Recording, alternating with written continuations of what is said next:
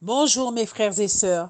Quand j'ai su que j'allais devoir donner une exhortation cette semaine, je me suis remise devant le Seigneur pour savoir ce qu'il voulait que je dise, être vraiment guidée par l'Esprit de Dieu. Et j'ai eu à cœur de vous parler de la crucifixion de la chair, faire mourir les œuvres de la chair et vraiment traiter de cela dans l'Épître aux Romains surtout. Mais je vais aussi citer d'autres passages. J'ai vu que la sœur Roselor a parlé dans Galates 5 des fruits de la chair et des fruits de l'esprit. J'en ai conclu que c'était pas ça que je devais porter puisqu'elle le porte déjà. L'Esprit de Dieu m'a dit non, c'est un complément. Donc pour vous dire l'harmonie avec l'Esprit de Dieu et d'où l'importance de se laisser guider parce que ça se complète finalement. Et voilà, je vais débattre vraiment de la crucifixion de la chair dans Romains. Et voilà, donc vraiment, d'où l'importance de se laisser guider par l'Esprit de Dieu. Et ça tombe très bien puisque c'est de cela qu'on va parler aujourd'hui. Donc, je voulais citer déjà un passage dans Galates 5, 24. Ceux qui sont à Jésus-Christ ont crucifié la chair avec ses passions et ses désirs. Et moi, je dirais, ceux qui sont à Jésus-Christ sont censés avoir crucifié la chair avec ses passions et ses désirs. Parce que la chair est en permanence en combat avec l'esprit. Donc voilà, donc nous pouvons vaincre cela, remédier à cela grâce à notre communion avec le Seigneur. L'Esprit de Dieu nous régénère par la nouvelle naissance. L'Esprit de Dieu nous restaure. Et sans lui, sans le Seigneur, nous ne pouvons rien faire. Donc, Anne-Laure a traité de ça, des fruits de la chair et des fruits de l'esprit dans Galates 5, versets 19 à 21. Je vais vous citer encore un autre passage dans Éphésiens 2, 3. Nous tous aussi, nous étions de leur nombre et nous vivions autrefois selon les convoitises de notre chair et de nos pensées. Et nous étions par nature des enfants de colère comme les autres. La convoitise des yeux, quand elle est nourrie, détruit l'individu, les familles. Nous voulons tout posséder, nous nous endettons et arrivons même à être surendettés à cause de cela. Le surendettement, à cause des conséquences que cela entraîne, emmène les gens à devenir dépressifs et même dans certains cas à se donner la mort, hélas. Cela détruit les familles car cela emmène des couples à divorcer, ce qui fait souffrir des enfants quand il y en a.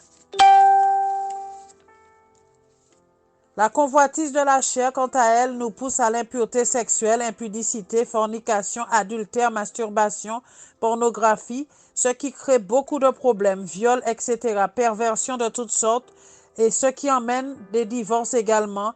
Combien d'hommes et de femmes ont vu leur carrière détruite, leur réputation salie, parce qu'ils ont commis l'irréparable, ce qui a des conséquences souvent pendant des années. C'est très dur de remonter la pente. Même nous qui sommes en Christ, nous ne sommes pas à l'abri. Soyons donc vigilants, car au début, le goût est doux, très sucré, et après, il est très très amer, puisque les conséquences peuvent être très amères. Dans le livre de Jacques 4, 1 à 4, il nous est dit que nous demandons et nous ne recevons pas, car nous demandons dans le but de satisfaire nos convoitises charnelles qui combattent dans nos membres. Donc, soyons renouvelés vraiment, régénérés, renouvelés dans notre intelligence, comme la Bible nous le dit. Et malheureusement, nous avons hérité de cette vaine manière de penser de nos pères. Mais Dieu qui est souverain, qui est compatissant, nous aide. Il nous tend la main, il ne demande que ça. Donc, tournons-nous vers lui, vraiment. Donc, je vais citer des passages dans la version Parole de vie. Dans Romains 7, verset 5, alors, car lorsque nous étions dans la chair, les passions des péchés provoqués par la loi agissaient dans nos membres, de sorte que nous portions des fruits pour la mort. Et oui, le salaire du péché, c'est la mort. Mort physique et mort spirituelle éternelle. Dans Romains 5, verset 5, Romains 8, pardon, verset 5 à 9, ceux en effet qui vivent selon la chair s'affectionnent aux choses de la chair, tandis que ceux qui vivent selon l'esprit s'affectionnent aux choses de l'esprit. Et l'affection de la chair, c'est la mort et le tourment, bien sûr. Tandis que l'affection de l'esprit, c'est la vie et la paix. Dans Romains 8, 13, si vous vivez selon la chair, vous mourrez. Mais si par l'esprit vous faites mourir les œuvres de la chair, du corps, vous vivrez. Romains 13, 14. Mais revêtez-vous du Seigneur Jésus-Christ et n'ayez point soin de la chair pour en satisfaire les convoitises. Alors, Galates 6, 12 et 13. Je cite d'autres passages encore. Alors, j'ai dit Romains 13, 14, Galates 6, 12 et 13, Éphésiens 2, 3, Proverbes 6 et 7, Romains 8, versets 5 à 9, Romains 8, verset 13, Romains 7, verset 5, Jacques 4, verset 1 à 4.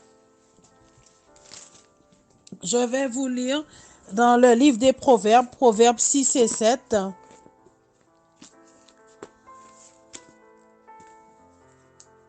Proverbe 6. Je vais d'abord lire le chapitre 6 à partir du verset 24. À partir du verset 23, pardon. Car le précepte est une lampe et l'enseignement une lumière, et les avertissements de la correction sont le chemin de la vie. Ils te préserveront de la femme corrompue ou de l'homme corrompu, de la langue doucereuse de l'étrangère. Ne la convoite pas dans ton cœur pour sa beauté et ne te laisse pas séduire par ses paupières. Car pour la femme prostituée, on se réduit à un morceau de pain. Et la femme mariée tend un piège à la vie précieuse. Quelqu'un mettra-t-il du feu dans son sein sans que ses vêtements s'enflamment? Les conséquences. Quelqu'un marchera-t-il sur les charbons ardents sans que ses pieds soient brûlés? Il en est de même pour celui qui va vers la femme de son prochain, ou l'homme. Quiconque la touche ne restera pas impuni. On ne tient pas pour innocent le voleur qui dérobe, pour satisfaire son appétit quand il a faim. Si on le trouve, il fera une restitution au centuple. Il donnera tout ce qu'il a dans sa maison, mais celui qui commet un adultère avec une femme ou un homme est dépourvu de sens. Celui qui veut se perdre agit de la sorte. Il n'aura que plaie et ignominie, et son opprobre ne s'effacera point. Car la jalousie met un homme en fureur ou une femme, et il est sans pitié au jour de la vengeance. Il n'a égard à aucune rançon, et il est inflexible même quand tu multiplierais les dons.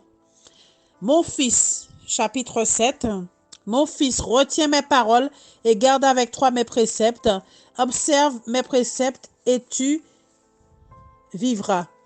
Garde mes enseignements comme la prunelle de tes yeux. Lis-les sur tes doigts. Écris-les sur la table de ton cœur. Dis à la sagesse, tu es ma sœur, et appelle l'intelligence ton amie, pour qu'elle te préserve de la femme étrangère ou de l'homme étranger, de l'étrangère qui emploie des paroles doucereuses. J'étais à la fenêtre de ma maison, je regardais à travers mon treillis. J'aperçus parmi les stupides et je remarquai parmi les jeunes gens un garçon dépourvu de sens. Il passait dans la rue, près de l'angle où se tenait une de ces étrangères, et il se dirigeait lentement du côté de sa demeure. C'était au crépuscule pendant la soirée, au milieu de la nuit et de l'obscurité. Et voici, il fut abordé par une femme ayant la mise d'une prostituée et la ruse dans le cœur. Elle était bruyante et rétive. Ses pieds ne restaient point dans sa maison, tantôt dans la rue, tantôt sur les places, et près de tous les angles. Elle était aux aguets, elle le saisit et l'embrassa, et d'un air effronté lui dit: je devais un sacrifice d'action de grâce aujourd'hui, j'ai accompli mes vœux.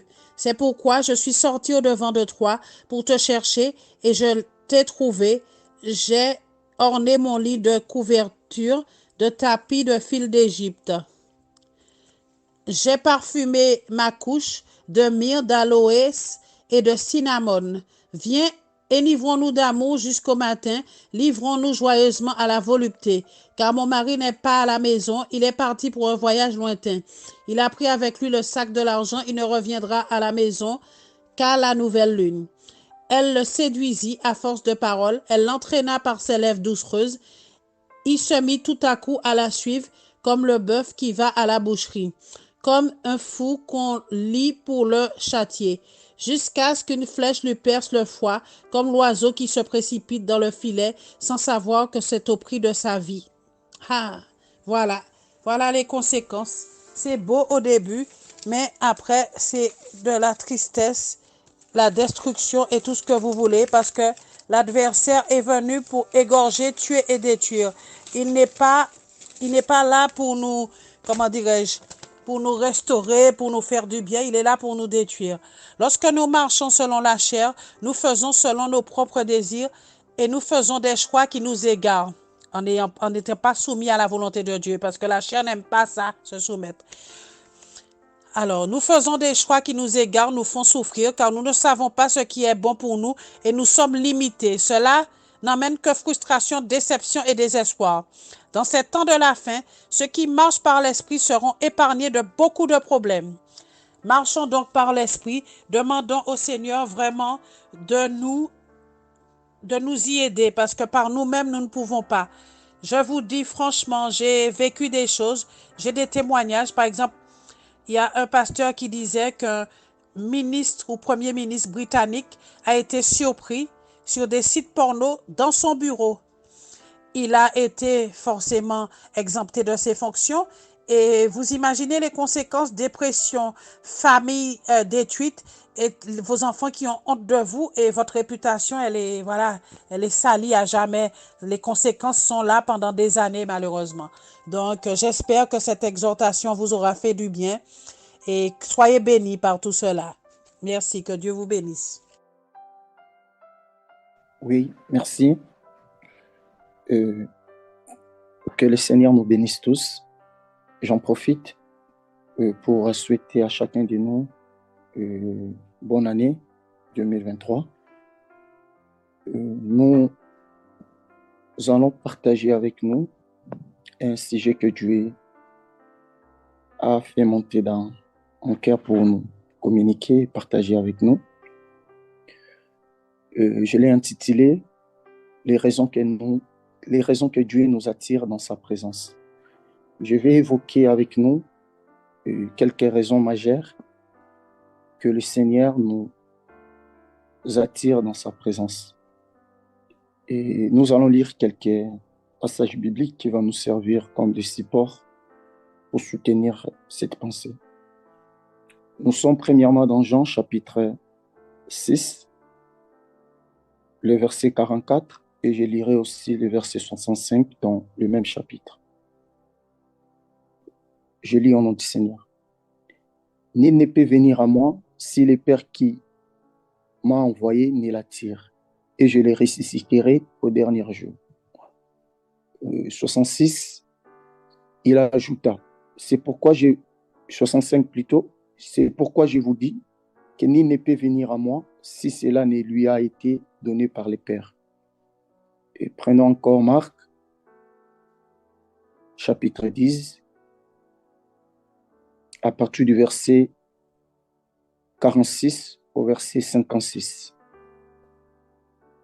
Ils arrivèrent à Jéricho, et lorsque Jésus en sortit avec ses disciples et une assez grande foule, le fils de Timée, Bartimée, mendiant aveugle, était assis au bord du chemin.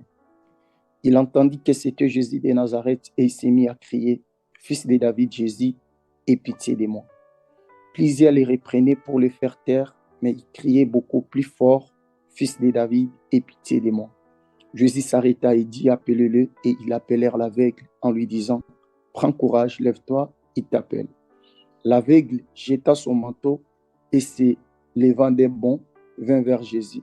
Jésus prend la parole, lui dit, « Que veux-tu que je te fasse, Rabouni ?» lui répond l'aveugle, « Que je recouvre la vie. » Et Jésus lui dit, « Va, ta foi t'a sauvé. » Aussitôt, il recouvra la vie et suivit Jésus dans le chemin. Bien-aimés, nous voulons parler sur ce sujet, quelques raisons majeures que le Seigneur nous attire dans sa présence. Et comme j'ai souvent ce rituel de nous rappeler, et que le Dieu que nous servons, c'est un Dieu des bites, Donc, il fait toutes choses pour un but quelconque. Donc, ce n'est pas pour rien que le Seigneur nous appelle dans sa présence. Et le verbe attirer, lorsque vous traduisez cela en grec, ça nous donne l'idée de traîner. Et c'est simplement un phénomène unilatéral. C'est-à-dire que c'est Dieu qui initie l'action et c'est lui qui est au centre de tout ce qui se passe. Et donc, l'homme, dans ces processus, il joue simplement un rôle passif, c'est-à-dire il est inactif. Premièrement, je vais parler sur la première raison que le Seigneur nous attire, c'est pour nous donner un salut, c'est-à-dire un salut complet. Donc, premièrement, lorsque Dieu nous appelle dans sa présence, il nous appelle d'abord pour des choses. Voilà pourquoi j'ai bien dit les raisons majeures. Donc, Dieu nous appelle d'abord dans sa présence pour des raisons majeures. Ce n'est pas d'abord pour nous donner les mariages, pour nous donner la stabilité, pour stabiliser notre finance. Ce n'est pas d'abord pour ça.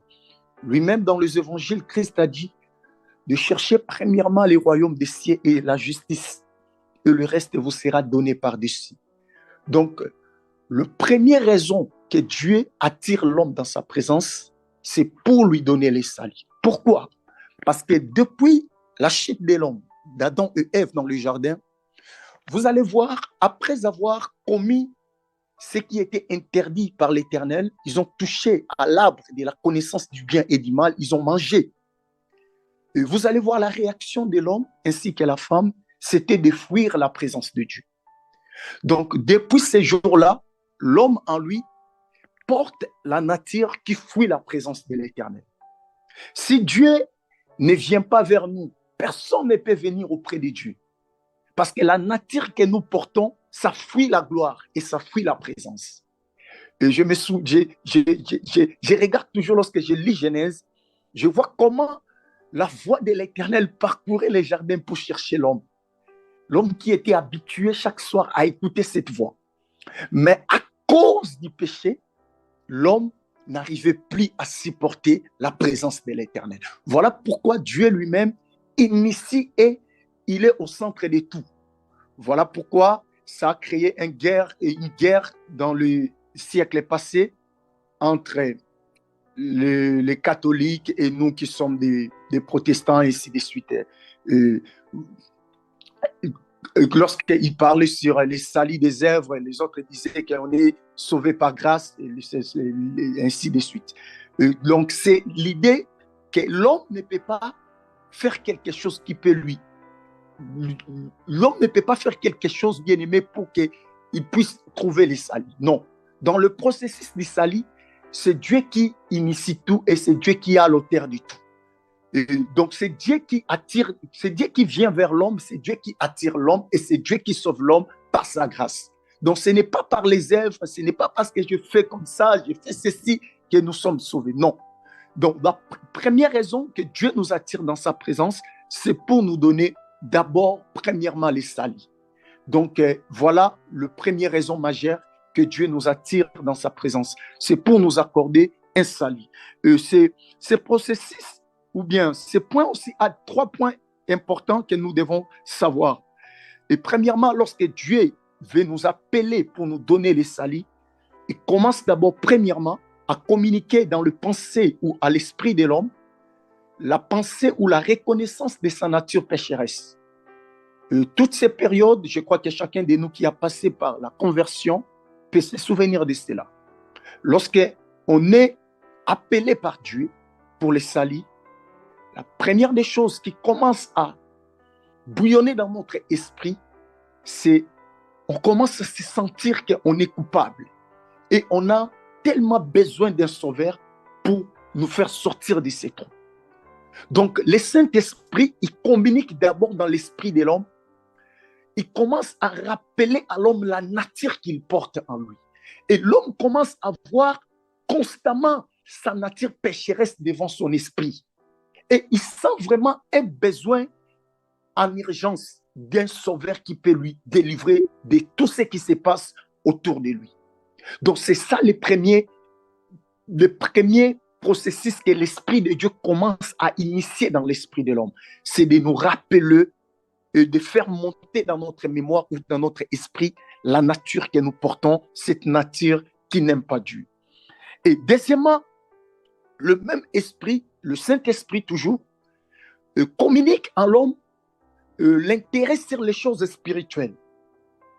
Pendant ces périodes que Dieu appelle l'homme, vous allez sentir autour de l'homme tout ce qui tourne, c'est la passion de connaître les choses spirituelles, surtout dans les débuts de notre conversion. Dieu, il y a un sentiment de connaître, de s'attacher beaucoup plus aux choses de l'esprit. Et moi, je me souviens personnellement, lorsque je suis venu en Christ, je voyais le péché partout. Même là où on ne peut pas voir les péchés, je voyais les péchés. Donc, j'avais tellement peur de tout ce qui était autour de nous. Et donc, voilà, c'est comme ça lorsque Dieu serre ou bloque l'esprit de l'homme. Et vous allez voir, l'intérêt de l'homme va commencer à tourner autour de tout ce qui est spirituel. C'est aussi l'un des signes, parmi des signes majeurs lorsque l'homme se rétrograde ou l'homme s'écarte loin de la présence de Dieu, c'est aussi le fait d'abandonner bien-aimé, tout ce qui, l'effet d'abandonner, bien-aimé, l'effet d'abandonner tout ce qui est spirituel et s'attacher aux choses qui sont vraiment matérielles. Donc, quand l'homme commence à abandonner tout ce qui tourne tout autour de la spiritualité, c'est déjà un signe du déclin spirituel. Donc, c'est aussi l'un des signes majeurs, bien-aimé, qui montre que l'homme est en train d'être tiré par Dieu. Donc, c'est lorsque ton esprit est concentré sur les choses spirituelles. En troisième position, c'est Dieu communique à l'homme un cœur nouveau. Là, je suis toujours dans les premiers points, la première raison. C'est-à-dire, pour nous donner les salis, et j'énumère les 3 points. Donc, quand Dieu appelle l'homme, il lui donne un cœur nouveau. Selon Ézéchiel chapitre 36, le verset 26, la Bible dit que je vous donnerai un cœur nouveau. Je suis en train de paraphraser, comme Dieu est en train de parler à Israël. Je vous donnerai un cœur nouveau. Il a dit que je vais ôter en vous le cœur du pierre et je vous donnerai un cœur vraiment nouveau. La Bible dit aussi dans 1 Samuel 10 que lorsque Saoul il s'est tournant, bien-aimé de Samuel, Dieu lui a donné un cœur nouveau. Et quand nous parlons d'un cœur nouveau, très souvent, certaines personnes ils pensent que c'est un cœur où on ne peut plus faire du mal. Non, mais c'est un cœur où on aura maintenant la conscience en nous que je viens de faire du mal à mon prochain, je peux aller réparer, je peux aller demander pardon, je peux aller supplier, je peux aller réparer ce que j'ai commis comme des fautes que j'ai pu faire dans la destinée de mon prochain. Donc, c'est un cœur régénéré, un cœur changé, un cœur transformé. Donc, lorsque Dieu appelle l'homme au salut, Dieu change aussi notre cœur. Et Dieu nous communique un cœur nouveau. Le deuxième raison que Dieu nous attire dans sa présence, c'est pour nous révéler sa puissance et sa grâce. Donc, je crois que je vais m'arrêter par là pour ne pas monopoliser la parole. Je vais lire avec nous dans Matthieu chapitre 17, le verset 1er. Je commence à partir du verset 1er. 6 jours après, Jésus prit avec lui Pierre, Jacques et Jean, son frère. Il les conduisit à l'écart sur une haute montagne. Il fit transfigurer devant eux, son visage resplendit comme le soleil et ses vêtements de verre blanc comme la lumière. Je m'arrête par là. Et au verset 30, on parle d'Élie était venu ainsi que Moïse. Regardez ici, c'est toujours Dieu. Comme je nous parle, que Dieu nous appelle pour des raisons très claires et très précises, parce qu'il est un Dieu des bits. Il nous appelle dans sa présence, c'est pour nous révéler sa puissance. Ici, Jacques, Pierre ainsi que Jean. Vous allez voir aussi dans l'histoire, parmi les disciples qui ont passé par des situations difficiles et que même Hérode voulait en finir avec eux, c'était les 3 là. Parce que vous allez voir que dans beaucoup de particularités, ces disciples se retrouvent. Donc Jésus les prenait beaucoup plus. Même lorsqu'il entrait dans la maison de Jairus, il a pris ces 3. Ils sont entrés. Donc il y avait je ne sais pas pourquoi Dieu a prévu cela, mais ils ont vu beaucoup de manifestations de Dieu. Ils ont vu la puissance de Dieu dans des dimensions élevées. Et Hérode, il a tué Jacques, il voulait encore tuer Pierre, que l'Église a intercédé. Et même à la finalité, ce sont les trois qui ont passé par des situations très compliquées. Pourquoi? Parce qu'ils ont vu des choses où le diable savait que si je laisse ces gens libres, la puissance de Dieu sera dévoilée. Parce que lorsqu'ils ont, dans la montagne des transfigurations, lorsqu'ils ont vu, Jésus les a dit, gardez, ne parlez à personne. Ils avaient des secrets où l'ennemi dit que non, je vais en finir avec ces gens. Bien, mais pourquoi Dieu nous appelle dans sa présence? Il nous appelle dans sa présence, c'est pour nous révéler sa puissance. Parce qu'il est un Dieu puissant. Il veut nous démontrer à quel point il est capable. Regardez ce qu'ils ont vu. Ils ont vu Moïse, ils ont vu Élie. Si aujourd'hui, dans notre génération, qu'est-ce qu'on va dire? Parce que c'était, admettons, enlevons Élie. Élie, il était emporté par l'esprit. Mais Moïse, qui était mort, selon la parole de Dieu, Deutéronome. Mais comment Christ peut encore dialoguer avec quelqu'un qui est mort? Et donc, Dieu a comme je me pose même la question, comment Pierre et Jean et Jacques, ils ont su que c'était Moïse et Élie? Comment ils ont compris cela? Et ce n'étaient pas les gens de l'ère contemporain. Ça fait des années qu'ils ont existé. Mais comment ils ont su? Donc, Dieu, quand il nous amène dans sa présence, c'est pour nous faire comprendre des choses que notre connaissance, notre savoir ne peut pas, bien aimé, nous amener à comprendre. Donc, il nous appelle beaucoup plus pour nous démontrer la grandeur de sa puissance. Quand on vient même dans notre rencontre de la prière ce matin, c'est pour faire la rencontre avec la puissance de l'Éternel. Une situation qui te dérange, lorsque tu viens dans la présence de Dieu, sache-le très bien que tu viens devant un Dieu puissant, un Dieu capable de te restaurer. Bartimée, lorsque Dieu l'appela, c'est pour que Bartimée reçoive sa guérison. C'est pour que Bartimée, bien-aimé, retrouve ses yeux. Bien-aimé, c'est pour que Bartimée, bien-aimé, regagne sa position initiale. Bien-aimé, je suis en train de parler à une personne ce matin. Lorsque nous venons dans la présence de Dieu, il est écrit que personne ne vient auprès de l'Éternel et rentrer tel qu'il est venu. Parce que nous venons devant un Dieu qui est tellement puissant, qui a la capacité, bien-aimé, de donner à chacun de nous ce dont nous avons besoin. Il n'est pas limité par les circonstances que l'homme est en train d'endurer dans sa destinée. Il est plus grand que toutes les réalités et les situations que nous sommes en train de traverser. Il est capable de prendre la matrice d'une vieille femme comme Sarah et de donner un fils bien-aimé, un héritier bien-aimé comme Isaac. Il est capable, bien-aimé, d'échanger, de prendre le bâton sec de Moïse, bien-aimé, par la puissance de sa grandeur, bien-aimé, au travers du bâton, de séparer la mer en deux.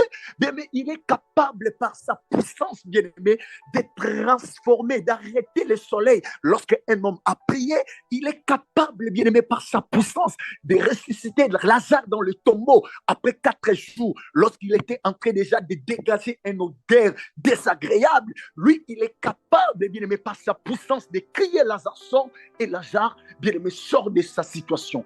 Je suis en train de parler à une personne ce matin, que Dieu te fera sortir de cette réalité qui te fait pleurer, cette réalité qui te prive du sommeil, cette réalité, bien-aimé, qui t'empêche d'être stable émotionnellement. Le Dieu que nous servons, il est capable parce qu'il est le Tout-Puissant. J'aime ce que la Bible dit. Lorsqu'il se présenta à Abraham pour la première fois, il se présenta comme étant El Shaddai, comme étant le Dieu Tout-Puissant. Donc, il a la toute-puissance parce que dans le monde spirituel, il y a des dimensions, il y a des grades, mais notre Dieu se positionne comme étant le tout. Donc, il peut avoir des moyens puissants, il peut avoir des grandes puissances, mais lui, il est le tout-puissant. Donc, toute situation, bien-aimée, qui est comme une montagne élevée dans ta vie, lorsque tu viens dans ta présence, sache-le très bien que Dieu est capable d'aplanir, peu importe, bien-aimé, la longueur et l'auteur de la montagne qui s'élève dans ta destinée. Que le bon Dieu nous accorde la grâce dans cette année 2023, que nous puissions expérimenter sa puissance et sa gloire. Et c'est par là que je vais chuter et je remets le micro. Merci.